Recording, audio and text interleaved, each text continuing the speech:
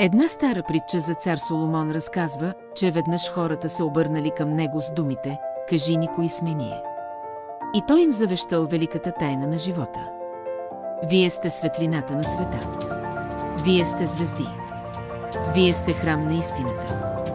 Всеки от вас е Вселена. Потопете ума си в сърцето, питайте сърцето си и слушайте чрез любовта си.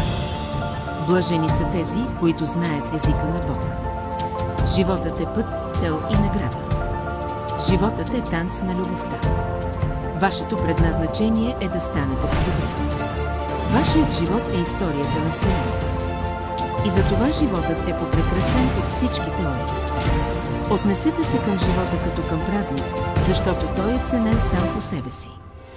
Животът е настоящето. Вие сте божествени. Не се съдете. Не сравнявайте и не разделяйте. Бъдете благодарни за всичко.